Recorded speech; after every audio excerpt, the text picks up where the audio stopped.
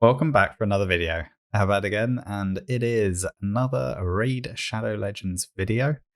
We are still in the Summon Rush period for the Yuletide event, and I've been pondering whether I should participate or not for quite some time. And it's not a foregone conclusion to skip it, basically. So yeah, okay, we have 2,500 points available in total. We need 2,000. We know 300 are in that event. If I skip it entirely, then I only have 200 points that I'm able to avoid during the rest of the event, and it's quite a long one. You know, we've still got basically 3 weeks to go. Plus, it's a Christmas period, and it's going to be busy.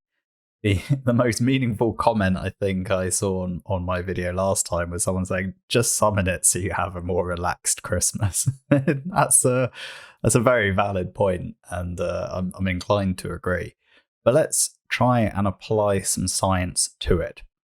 So we have finished the spider turn attack. This was pretty accessible. I would say there's no problem there. We had nothing else overlapping, so it was quite relaxed. Classic Arena is going to be pretty straightforward.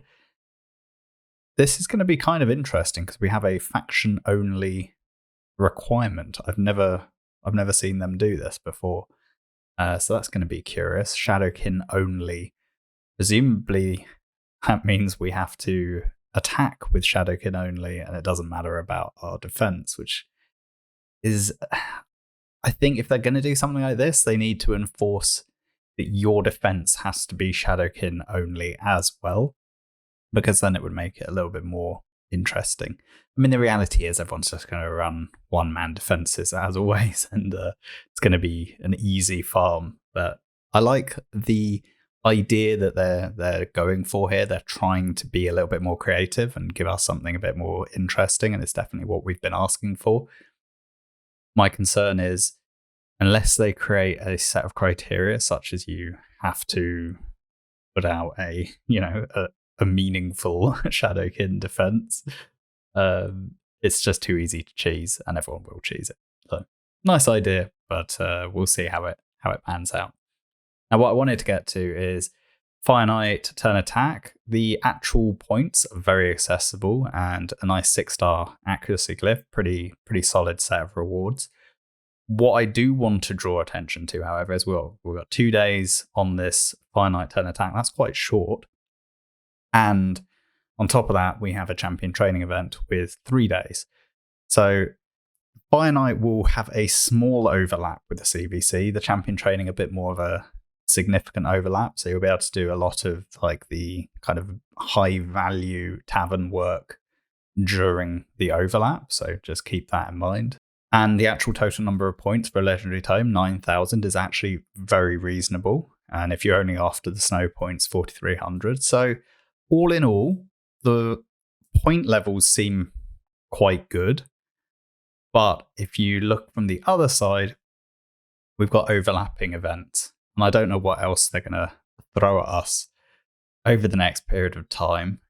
And it's basically a question of, do I think the other big chunk of points, because all those other events had quite small number of points, so I think these big chunk of points are going to be related to various summoning events. Like I said, it could be like a Deck of Fate, a Hero's Path, something like that. Now, 2 things. One, are they going to be more attractive than this one? There's absolutely no guarantee. And 2, or more importantly, are they going to be less attractive than this one? And I guess that's where we say, because this event, at least from the snow points perspective, can be purely done using ancient shards because of the boosted rate. And I would think if they do another summoning event where it's a Hero's Path or a Deck of Fate, we're probably going to be leaning more heavily into the sacred shards. This is probably, on balance, it's safer to at least summon the 82 shards to get the rewards, because the ancient shard is typically a low value shard, and we can typically, when there's a 2x ancient, use around 90 shards to complete that and get the 2 legendary tomes. Typically that's a tournament. So even if we wanted to summon in 2x Ancient and do this one, it's roughly 170 shards all in, which is reasonably safe and good value. And I'm not just looking at it from my perspective where I have a lot of shards. Obviously, I'm trying to think more subjectively and be useful to the broader audience. Now, I also did a little bit of deeper analysis. And you can see here we've got the value of each shard. So this is under a traditional 2x where they usually give us Champion Chase, usually the old 10x with the Summon Rush. These were the point values. This 15x boosted progressive give us this number of expected points per shard. And the last hero path we had gave this shard value.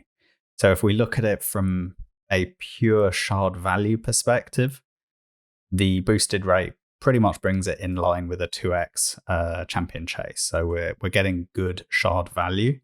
And like I said, if they do a deck of Fatal Heroes path, they tend to be more favoring the Sacred Shard.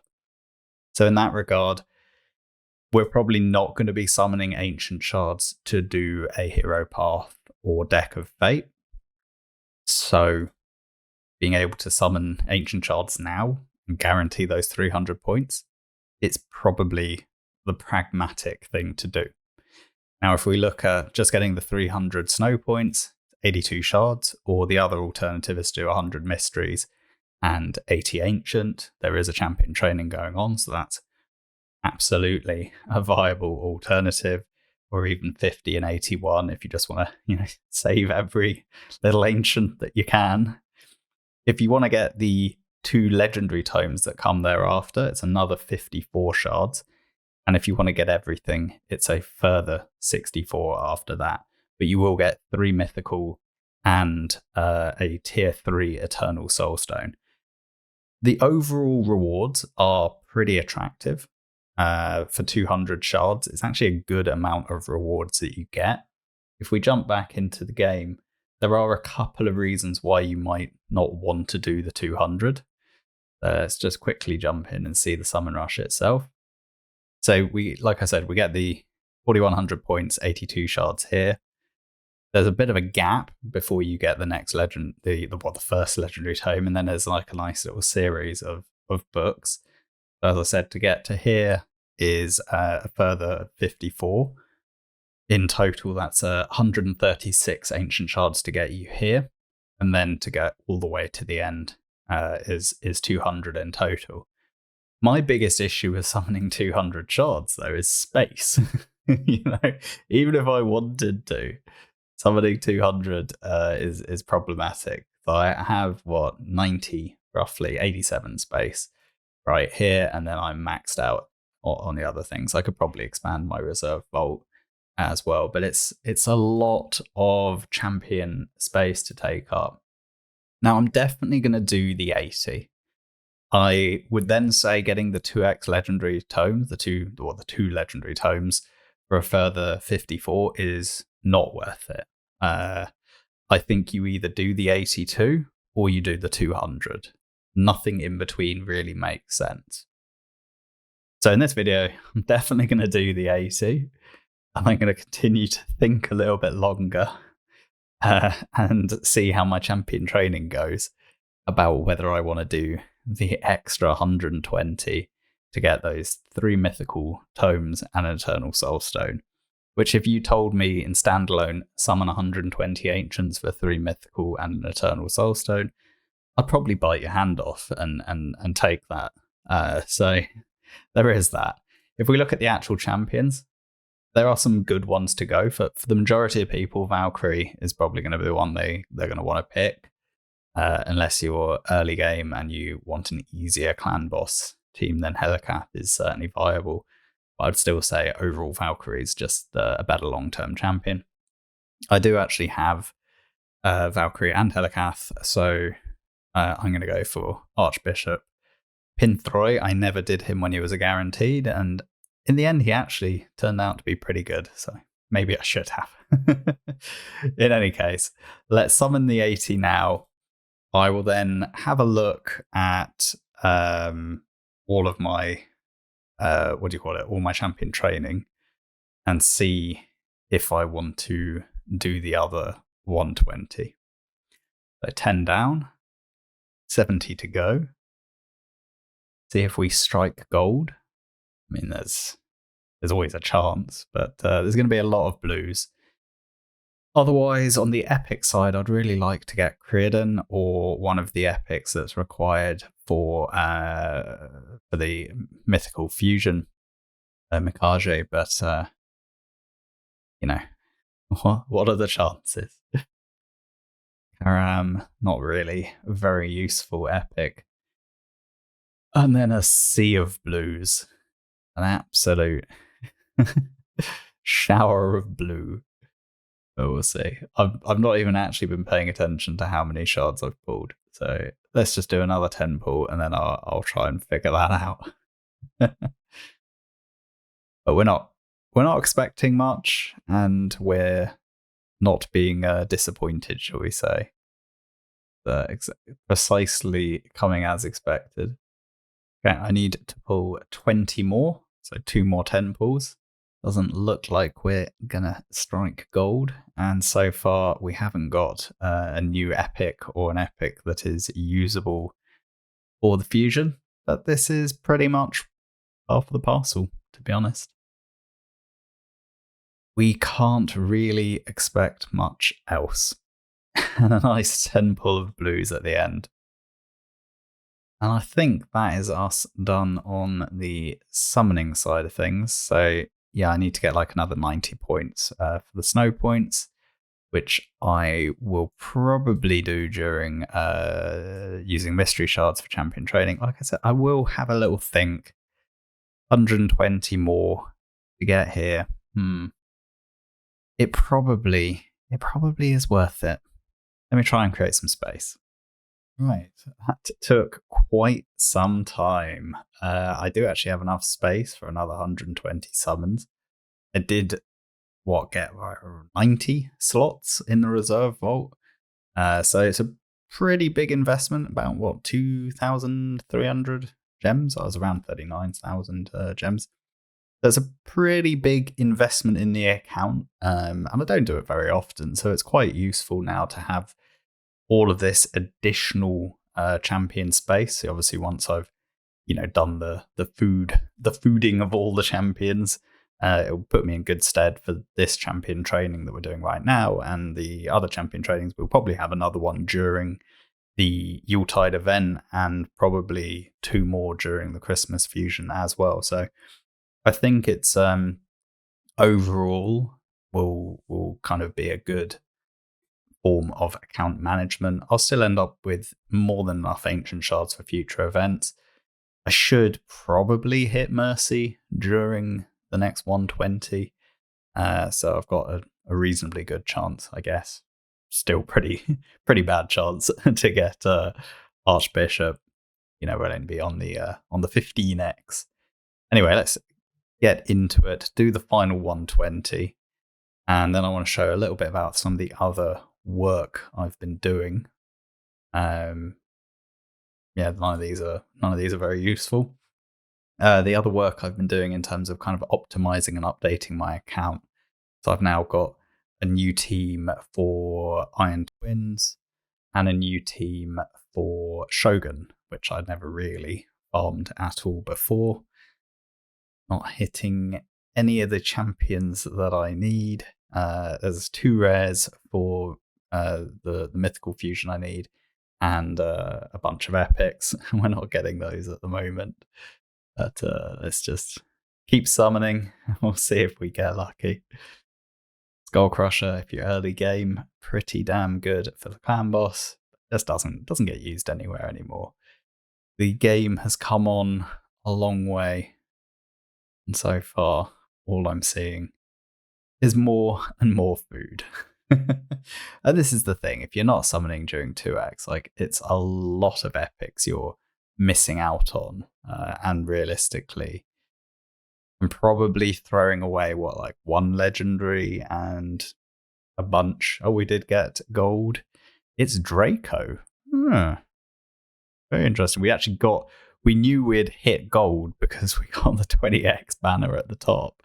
But Draco's cool. Draco is actually new for me. I know he's not really going to set the game alight anymore at this point in time. He's no longer the beast that he once was, but still a fun champion. And I could either continue with Bat Eater and slot Draco in,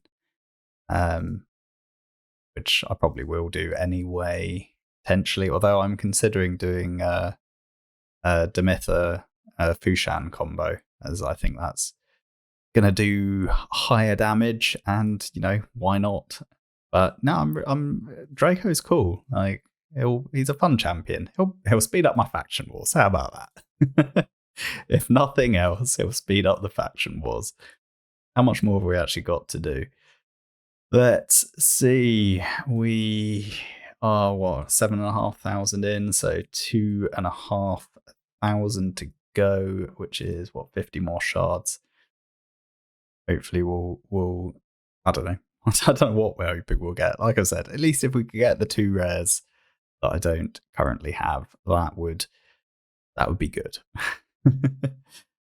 We'll obviously take an Archbishop as well if they want to give us another legendary in the next few shards. We will not be upset with an Archbishop Pinthroy. So we're just looking for that flag at the top to tell us that we've got lucky.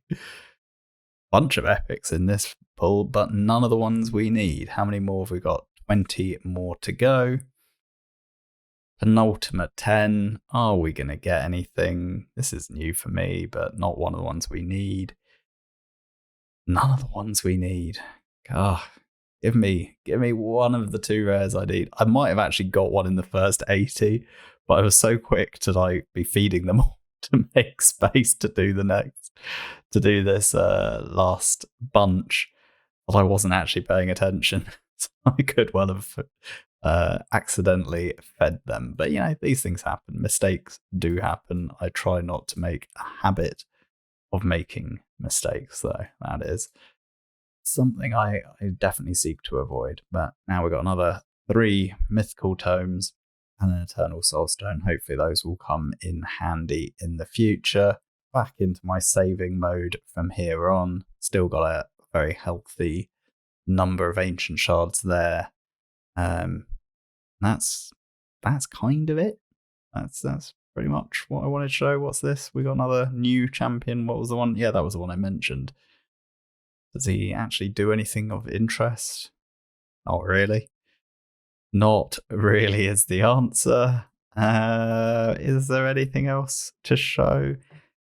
I guess I will probably do a guide on it, but I do just want to quickly show. It is, I finally joined the crowd with the Emic team for both Iron Twins and Shogun. And I would like to, I'll probably do a guide on it. It's been showcased by other people. I believe Bronco came up with it initially, or at least he's definitely showcased it previously. I finally got round to downloading that speed tune calculator, which ultimately is what I used to create my own version of the speed tune with champions that fit my account.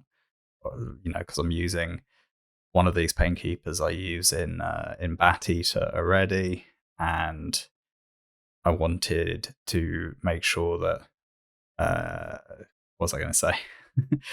That all the champions I'm using, basically, I can use in different parts of the game. So Emic should work in the perma-provoke Hydra setup as well. And then this Cold Heart works in Dark Fae. My other Cold Heart works in the Secret Room. So it's kind of like I'm mixing and matching to make sure that I'm still able to use all of the champions in all of the locations. But anyway, I will do a dedicated video on that at some point. and hopefully I'll try and get a bit of a tag team live arena, some kind of combination of arena videos out over the next few days as well. But anyway, that's all for this video. I know I had originally looked at the Yuletide event and said I'll skip the summoning, but people both in my own clan and on YouTube through the comment sections ultimately persuaded me otherwise. And now I should be pretty relaxed with whatever they throw at us for the rest of December. As always, thanks for watching. Please do like, comment, and subscribe, and I'll catch you in the next one. Bye for now.